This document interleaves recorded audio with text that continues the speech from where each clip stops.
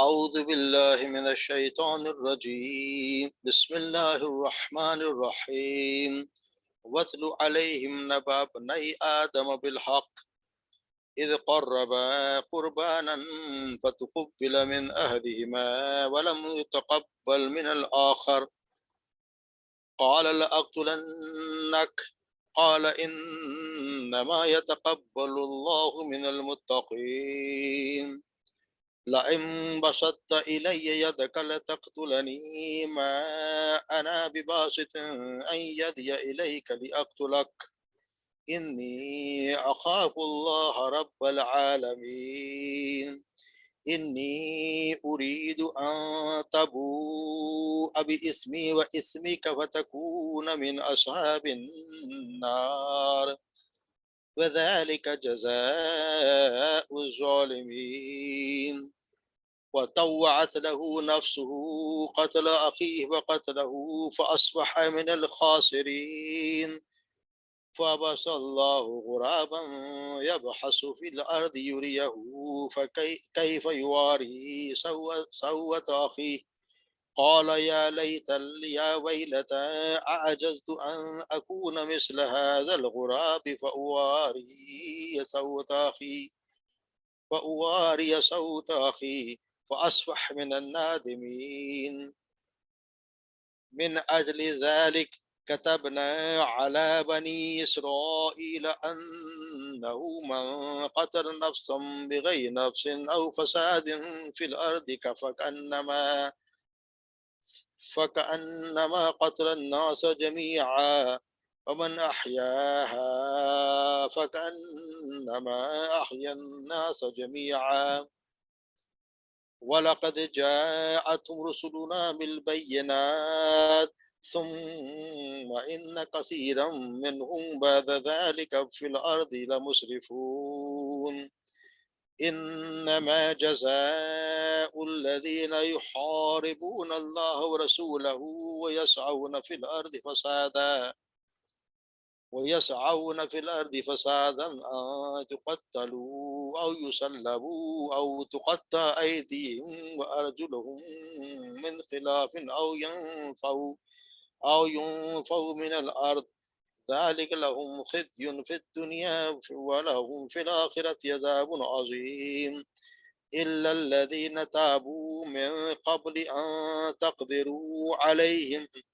فاعلموا أن الله غفور رحيم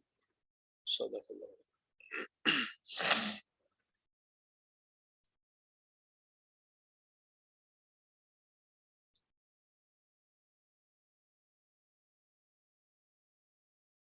ترجمہ دیکھ لیتے ہیں. وَاتْلُ عَلَيْهِمْ آپ پڑھیے ان پر یا تلاوت کیجیے ان پر نَبَأَ ابْنَا خبر دو بیٹوں کی. اصل میں ابنین ہے. ابنین مطلب گرامر کلاس سے نون گر گیا. نبعینی آدم کے دو بیٹوں کا بالحق کے ساتھ. اذ قربا قربانا جب ان دونوں نے قربانی کی.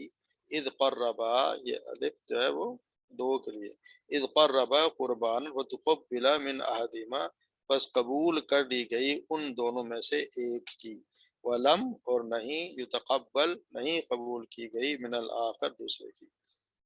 لم جب آ جائے گا تو یہ ماضی میں چلا جائے گا. نہیں قبول کی گئی دوسرے کی. قال اس نے کہا لأقتلنک میں ضرور بضرور تجھے قتل کر دوں گا. قال اس نے کہا انما یتقبل بے شک صرف یتقبل وہ قبول کرتا ہے کون؟ اللہ قبول کرتا ہے من المتقین متقیوں سے. پرہیزگاروں کی قربانی اللہ قبول کرتا ہے. لئن بسطتا پس اگر بسطتا تو نے بڑھایا الیہ میری طرف یدکا اپنا ہاتھ لتقتلنی کہ تو قتل کر دے مجھے. ما انا نہیں ہوں میں بباسطن ہرگز بڑھانے والا یدیا اپنے ہاتھ کو الیہ کا تیری طرف لأقتلک کہ تجھے قتل کرنے کے لیے. انی بے شک میں اخاف اللہ میں ڈرتا ہوں اللہ سے رب العالمین جو تمام جہانوں کا رب ہے. انی بے شک میں اریدو یہ چاہتا ہوں ان تبو کہ تو لوٹے آب اسمی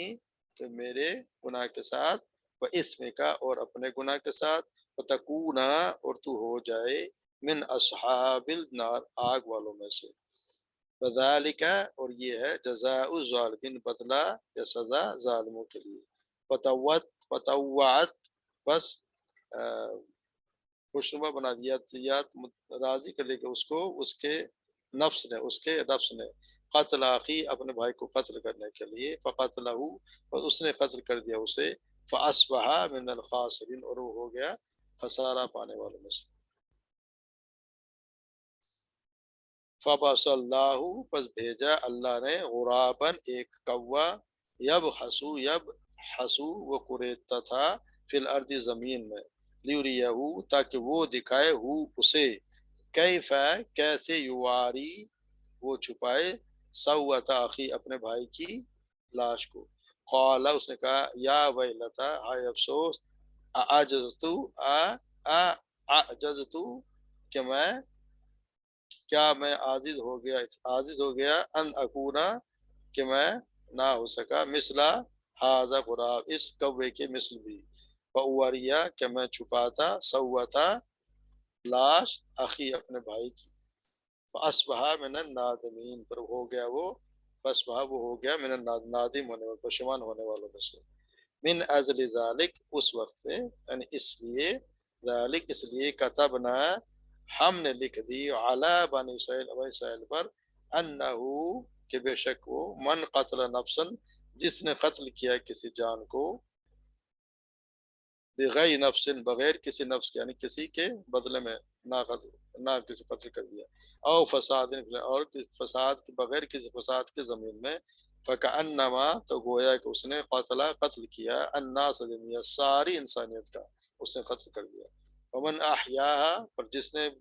زندگی بخشی کسی کو یا جان بچائی کسی کی فکأنما تو گویا کہ اس نے احیا الناس جميعا تو اس نے زندگی دی سب لوگوں کی زندگی بچائی وَلَقَدْ اور بے شک البتہ یقینا جاءتہم آ گیا تمہارے پاس رسولنا ہمارے رسول بالبینات واضح نشانیوں کے ساتھ ثم پھر ان کثیر منہم تم میں سے یقیناً تم میں سے زیادہ تر بعد ذالک اس کے بعد فی الارض زمین میں لمسرفون زیادتی کرنے والے ہو حد سے بڑھنے والے ہو انما بے شک صرف جزاء الذین یحاربون جزا یا سزا ان لوگوں کی یحاربون اللہ جو جھگڑا کرتے ہیں اللہ سے ورسولہ اس کے رسول سے ویسعون فی الارض اور وہ تغدو کرتے ہیں یا کوشش کرتے ہیں فی الارض زمین میں فساد کرنے کی ان یقتلوا کہ وہ قتل کر دیے جائیں او یصلبوا یا انہیں سولی پہ چڑھا دیا جائے او تقطع ایدیہم وارجلہم یا کاٹ دیے جائیں ان کے ہاتھ اور ان کے پاؤں من خلاف مختلف سمتوں سے مختلف طور پر او ینفعوا یا ان کو بے دخل کر دیا زمین سے یعنی ان کو زمین سے بے دخل کر دیا جائے ذالک لہم خزی یہ رسوائی ہے ان کے لیے فی الدنیا دنیا میں ولہم فی الآخرۃ عذاب عظیم اور آخرت میں ان کے لیے عذاب عظیم ہے الا الذین تابوا سوائے ان لوگوں کے جنہوں نے توبہ کر لی من قبل اس سے پہلے ان تقدروا کہ تم قابو پاؤ ان پر تمہارے قابو پانے سے پہلے انہوں نے توبہ کر لی تم پر قابو پاؤ فعلموا پر جان لو ان اللہ غفور رحیم تو بے شک اللہ تعالیٰ غفور الرحیم ہے اللہ تعالیٰ بخشنے والا ہے اور پھر بھی وہ ان کی مرضی ہے بخشتے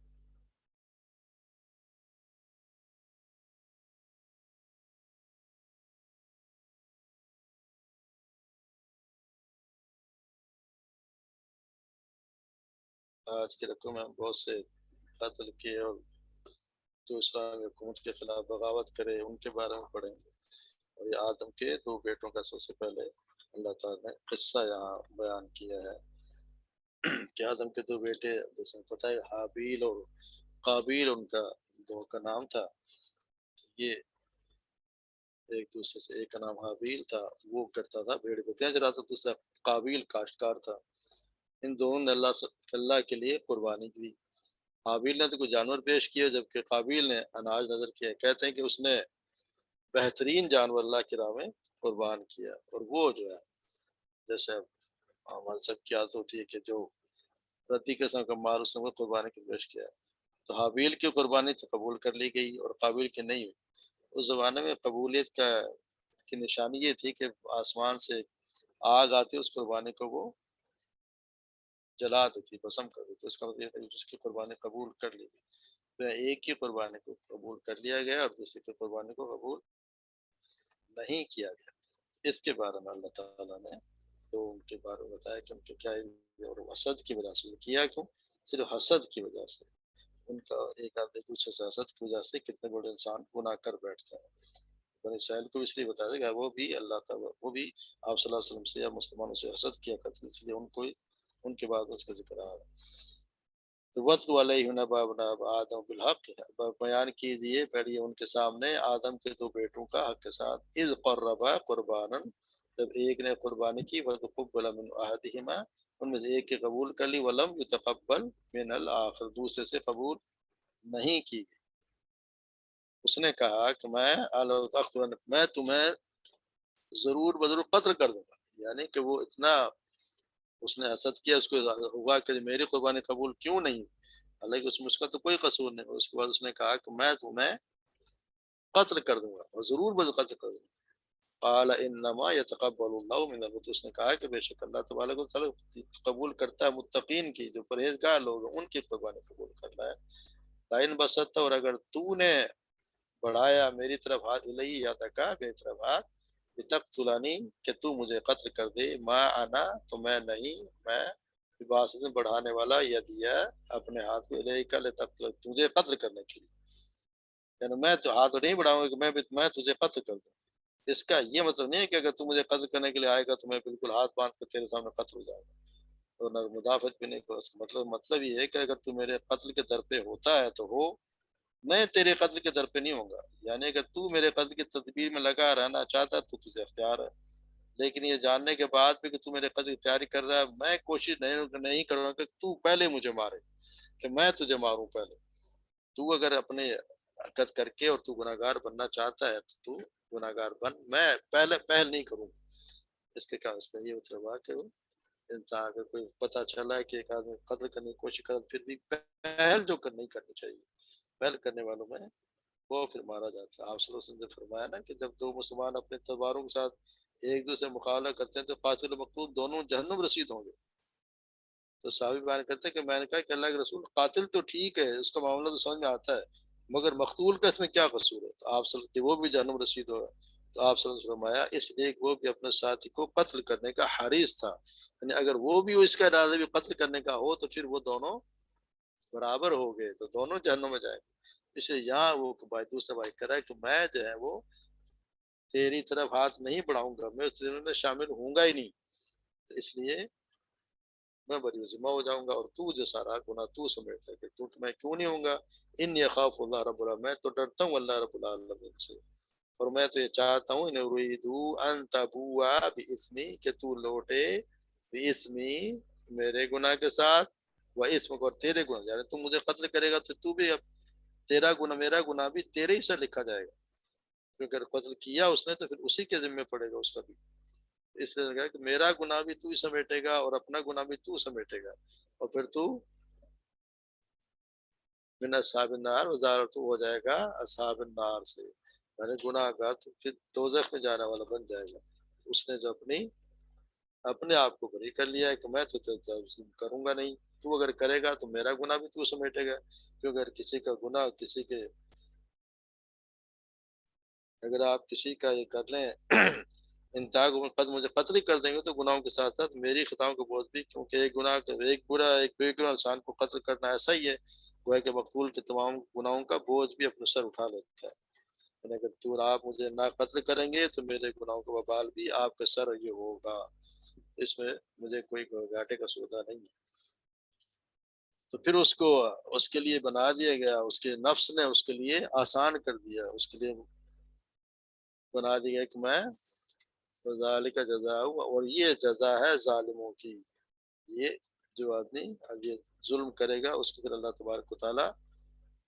जजा देगा, यानी सजा देगा उनको, यानी वो जाएगा जहन्नुम में।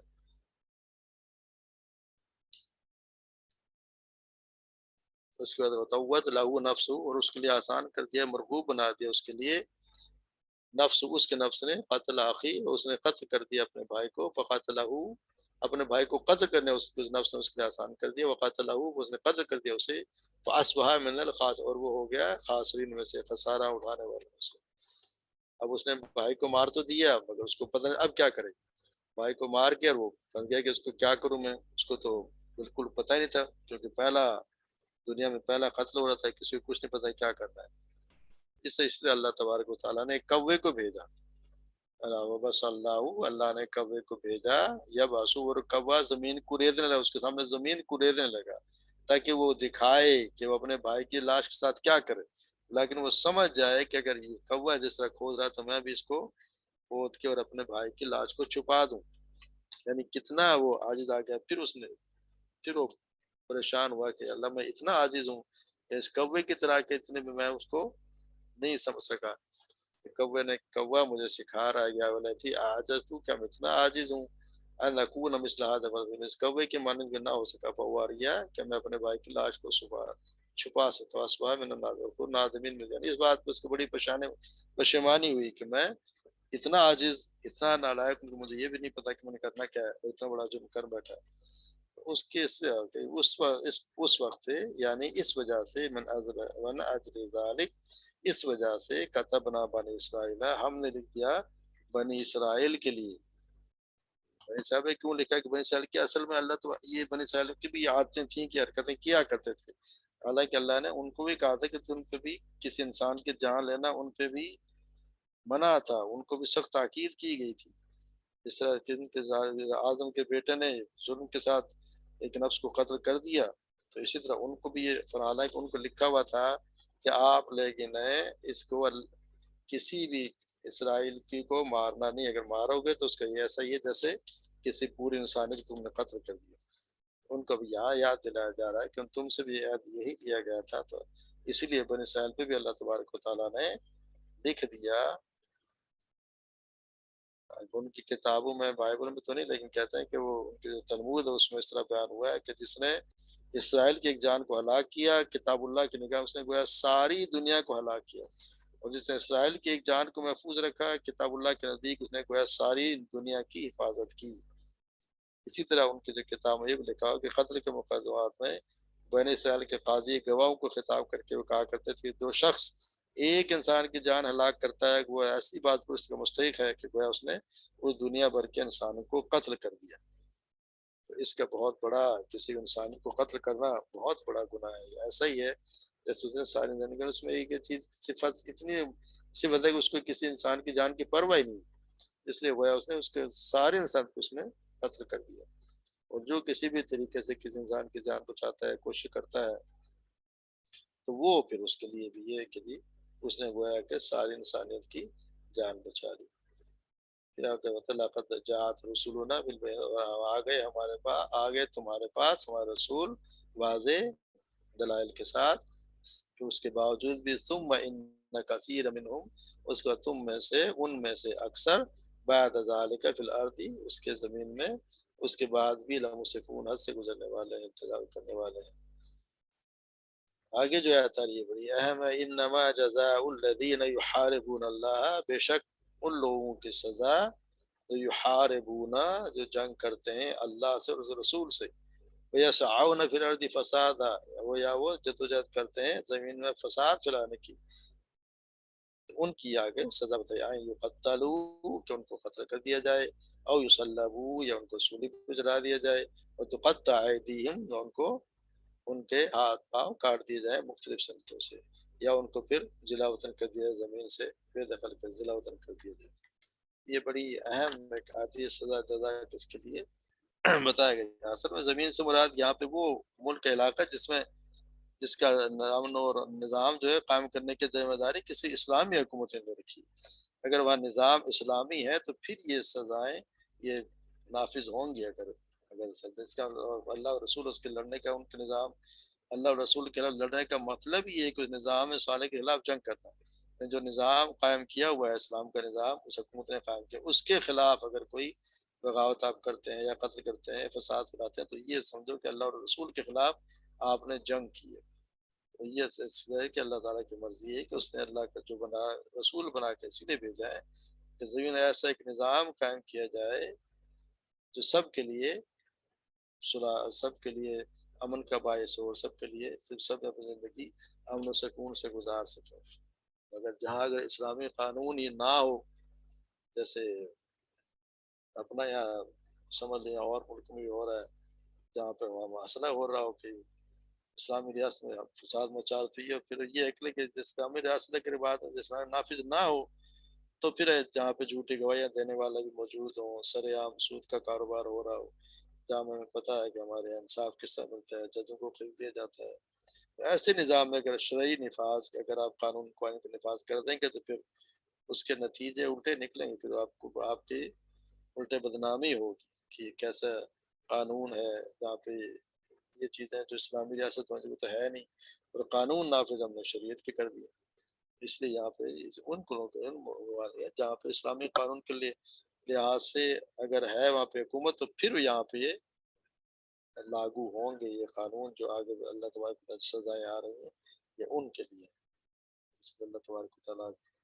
کرے کسی ملک میں ایسا ہو کہ وہاں ایسا نظام ہو اور پھر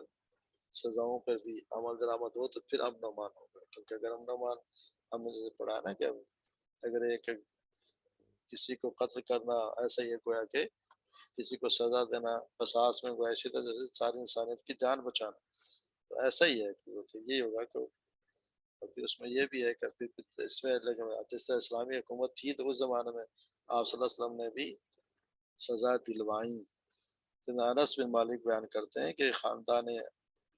عقل کے 8 اشخاص آپ صلی اللہ علیہ وسلم کے پاس آئے، انہوں نے آپ کی 10 عمر پر اسلام قبول کی بیعت کی، پھر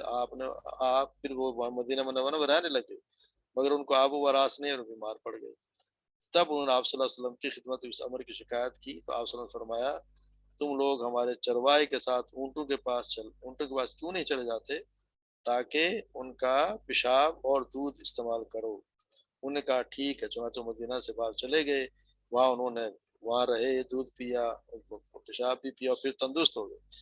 پھر انہوں نے کیا کیا، چرواہے کو قتل کر دیا اور اونٹ بگا کر لے گئے۔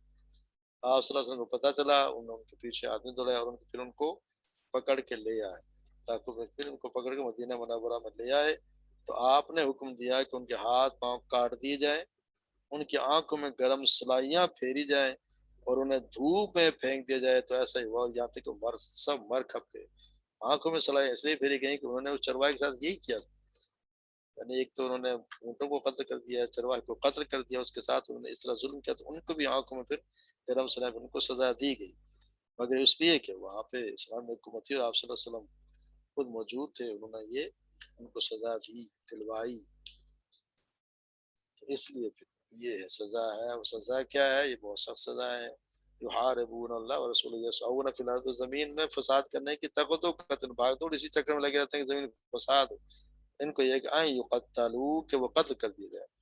قتل کر دیا، یقتلوا یہاں پہ لفظ استعمال ہوا ہے، یقتلوا نہیں، قتل کا مطلب ہے کہ اسے ٹکڑے ٹکڑے کر دیے جائے، یقتل ان کے قتل کر دیے جائیں، ٹکڑے ٹکڑے کر دیے جائیں، ویصلبوا یا انہیں سولی پہ چڑھا دیا جائے،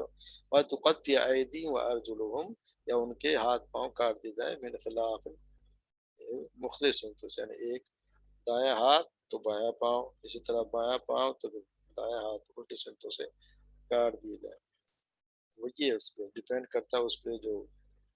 قاضی ہوگا، جج ہوگا کہ کون سی سزا کس کو دینی ہے، وہ پھر فیصلہ اس پہ ہے کہ وہ دیکھے گا سزا کتنی، سزا اس نے کیا ظلم کیا اس کے حساب سے سزا کیا دینی ہے۔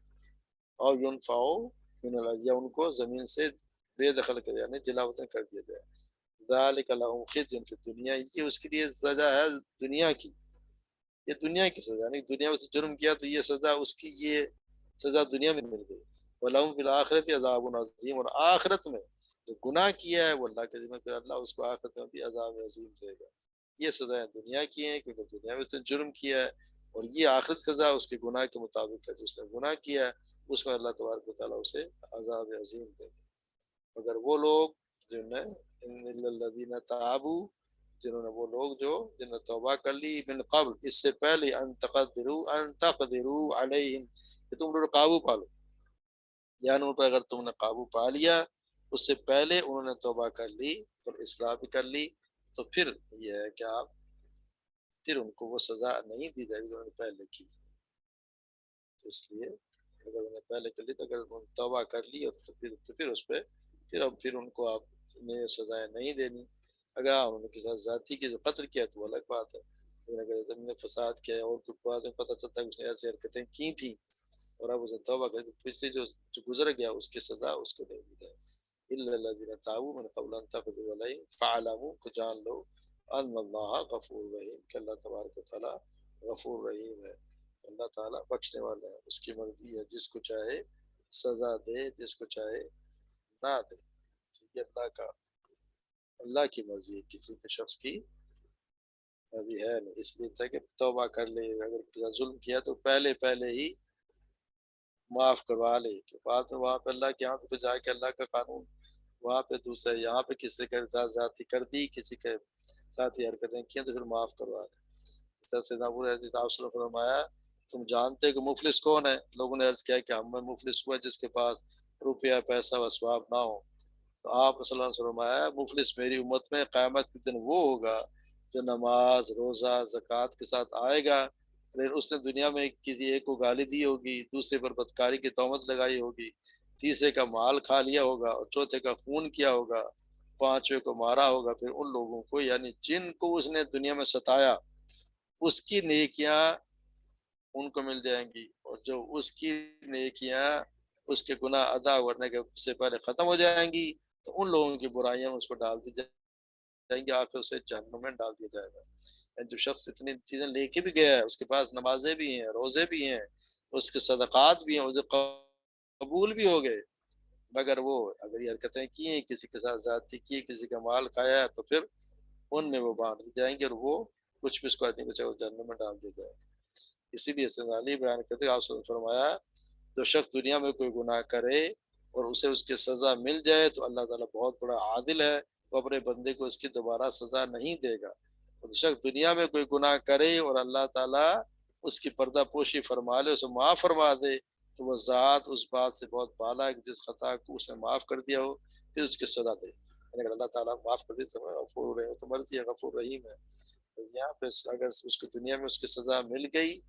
تو ہے کہ دنیا میں سزا مل گئی تو وہ اس کی گناہ کا کفارہ ہو گیا. کسی نے قتل کیا اور اس کو اس کے بدلے میں قتل کر دیا جائے تو اس کو اس کی سزا مل کے اللہ تبارک و تعالیٰ اسے بخش دے.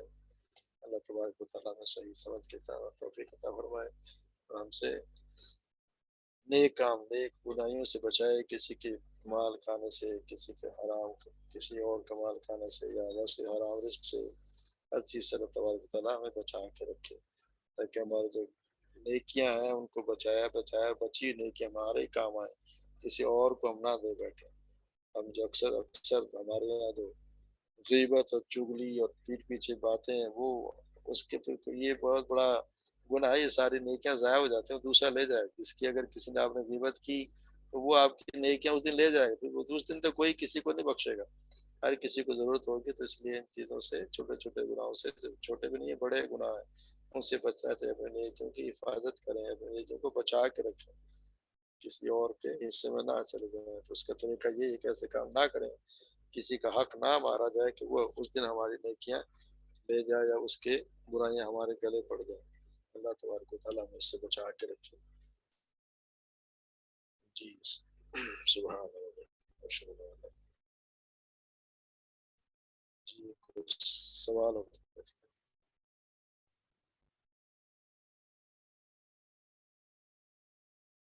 چلیں کلاس ذلت کا مہینہ شروع ہو گیا تو پہلے 10 دن خوب عبادت کریں قرآن مجید کی تلاوت زیادہ سے زیادہ کریں اللہ کے اذکار کریں جتنے زیادہ پڑھ سکیں پڑھیں چلتے پھرتے تکبیرات پڑھیں اللہ اکبر اللہ اکبر لا الہ الا اللہ اللہ اکبر وللہ الحمد وہ اللہ کبیرہ یہ ساری پڑھیں. اللہ تبارک و تعالیٰ قبول فرمائے. ان 10 دن میں زیادہ سے زیادہ نیکیاں کمائیں اس کا نیکیوں کا ذخیرہ کریں. اللہ تبارک و تعالیٰ میں سب توفیق دے. سبحانك اللهم وبحمدك اشهد ان لا اله الا انت نستغفرك ونتوب اليك. السلام عليكم ورحمه الله وبركاته.